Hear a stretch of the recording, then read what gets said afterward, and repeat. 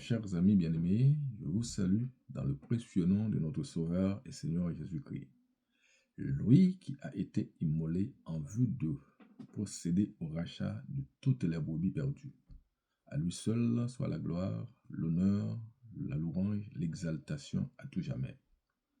Ainsi, je profite de l'occasion pour faire un bref focus sur la notion de Pâques, à savoir, qu'entendons-nous par Pâques?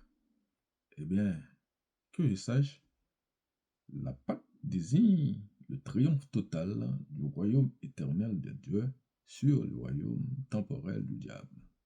En grosso modo, c'est ça la Pâque. Contrairement à ce que beaucoup pouvaient prétendre, la Pâque n'a pas débuté dans la Nouvelle Alliance.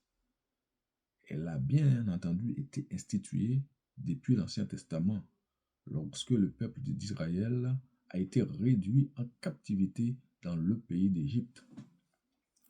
Pour s'être affranchi de l'esclavage, il a fallu que Dieu leur suscita un libérateur. Et ce libérateur n'était autre que Moïse. Et en dépit de l'insistance de Moïse pour libérer ce peuple, le cœur de Pharaon s'est endurci de plus en plus pour ne pas laisser partir le peuple de Dieu. Et à ce titre, le roi Dieu a résolu de déverser sur l'Égypte un fléau de 10 plaies. Et jusque-là, Pharaon résista. Alors vous trouverez tout cela dans le livre d'Exode, chapitre 7 jusqu'à chapitre 12.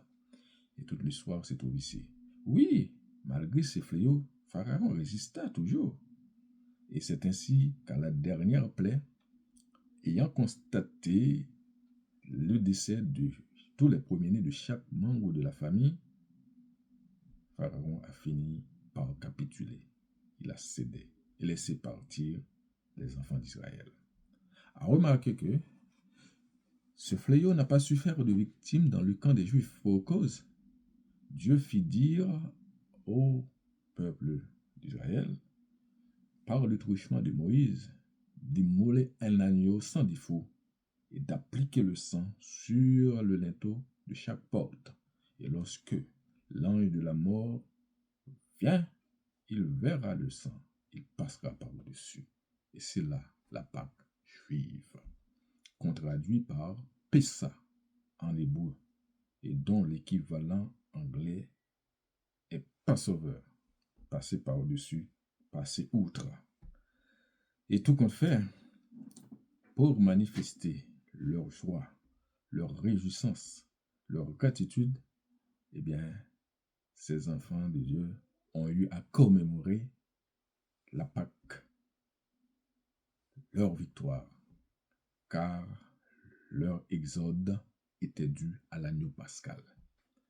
Mais tout cela n'était qu'un type du Seigneur Jésus-Christ, l'agneau de Dieu dans le Nouveau Testament, qui devait se donner en rançon en vue de vaincre une fois pour toutes la maladie, la mort, le péché et la puissance du péché au profit de tous ceux qui s'identifient au sacrifice du calvaire. D'où notre Pâque d'aujourd'hui, la Pâque chrétienne. C'est la résurrection de notre Sauveur Seigneur Jésus-Christ qui nous procure la victoire sur tous les attributs du diable.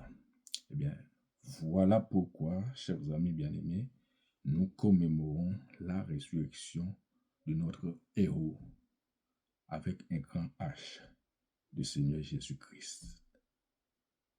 C'est ici que je vous laisse. Merci d'avoir disposé de votre temps à me suivre et je vous souhaite une très bonne fête de Pâques et que la résurrection du Seigneur soit pour vous l'expression de joie, de bonheur, de victoire. Soyez toujours vainqueurs. C'était votre bien-aimé frère Auguste Chabalnave qui n'essaie de vous dire qu'il vous aime d'un amour sincère. Shalom, que le Seigneur Jésus-Christ encore vous bénisse richement. Joyeuse fête de Pâques encore une fois de plus. À bientôt.